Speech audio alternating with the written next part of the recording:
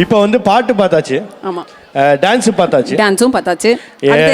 அடுத்து என்ன பெண்டிங்ல இருக்கு? வேற அதாவது நம்ம இந்தியன் கல்ச்சர்ல எது ரொம்ப இம்பார்ட்டன்ட்னா டிராமா வேணும் வாழ்க்கைக்கு. நம்ம வாழ்க்கைக்கே டிராமா இல்லைன்னா போரிங் ஆச்சு. ஆமா. அந்த மாதிரி ஒரு டிராமா, நிறைய டிராமா இருக்கு. இப்போ ஒரு டிராமா, என்ன டிராமான்னு பார்ப்போம். இனிய சொற்கள் மனதை மகிழ்விக்கும் என்பதை கூறும் திருக்குறள் அடிப்படையில் இன்றைய சிறுவர் நாடகம். ஸோ திருக்குறள் அடிப்படையில் இந்த நாடகம் இருக்க போகுது. நல்ல இனிமையான வார்த்தைகள் எப்படி நண்பர்களையும் மகிழ்ச்சியையும் தருகின்றன என்பதை இப்போது பார்ப்போம். காட்சி 1, பள்ளி விளையாட்டு நேரம்.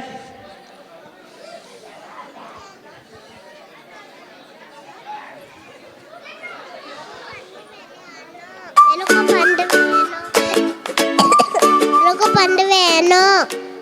நான் தான் முதல்ல பந்து எடுத்த, அதனால உனக்கு கிடையாது. எனக்கும் உங்க கூட சேர்ந்து விளையாடணுமே. கிறிஷ் அவளுக்கும் தான். நம்ம எல்லாரும் சேர்ந்து விளையாடலாம். எப்போதும் இனிமையா பேசுவோம். ஆமா, இனிமையா பேசினா எல்லாருக்கும் சந்தோஷம். கோவமா பேசினா யாருக்குமே பிடிக்காது.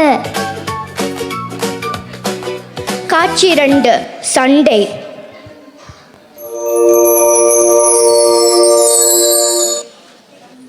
நான் தான் முதி பண்ணுவேன், யார் குதிப்பேனா நான் உனக்கு கிடையாது. அண்ணா நீ இனிமையா பேசல. கிறிஷ், வார்த்தை ரொம்ப முக்கியம். கோவப்பட்ட மனசுக்கு ரொம்ப காயமாயிடும். இனிய சொல்லை பற்றி திருக்குறள் என்ன சொல்ற தெரியுமா? இனிய சொல்லை விட்டுட்டு கடுமையாக பேசுறது பழம் இருக்கும்போது காய் சாப்பிட மாதிரி. காட்சி 3, திருக்குறள் சொல். குழந்தைகளே, எல்லாரும் இங்கே வாங்க. இன்று நாம் ஒரு திருக்குறள் கற்போம். சொல்லுங்க அக்கா. இனிய உளவாக இன்னாத குரல் கனி இருப்ப காய் கவிந்தற்று. நாம் பேசும் ஒவ்வொரு வார்த்தையும் ஒரு விதை மாதிரி. நல்ல வார்த்தை விதைத்தால் நட்பு வளரும், கடுமையான வார்த்தை விதைத்தால் துன்பம் வளரும். அக்கா, சில நேரம் நம்ம கோபம் வந்து அதை கட்டுப்படுத்த முடியலையே. அது சரி, ஆனால் பேசுவதற்கு முன்னொரு நொடி யோசிக்கலாமே, அந்த வார்த்தை மற்றவருக்கு காயம் தருமா என்று. அதனால் இனிய சொல் பேசுறது ஒரு பழக்கம் போக கற்றுக்கொள்ளணுமா?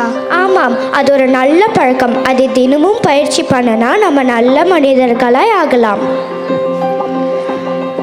காட்சி 4, மாற்றம்.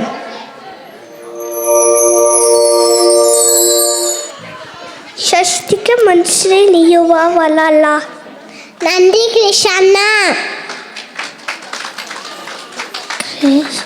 கிறிஷ், நீ இப்போ மன்னிப்பு கேட்டது ரொம்ப பெரிய விஷயம்.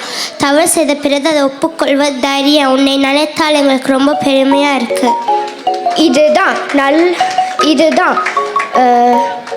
மற்றவரை இதுதான் உண்மையான வெற்றி. மற்றவரை வெல்லுவதல்ல, நம் கோவத்தை வெல்லுவது தான் பெரியது. இப்போதான் நம்மளோட விளையாட்டு ரொம்ப சந்தோஷமா இருக்க போகுது. இனிமையான சொல் எல்லாரையும் ஒன்று சேர்க்கும். காட்சி 5, சிறிய அனுபவம்.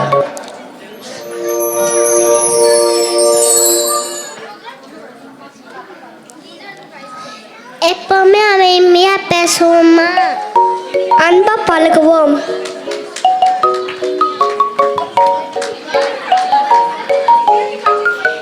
இறுதி காட்சி.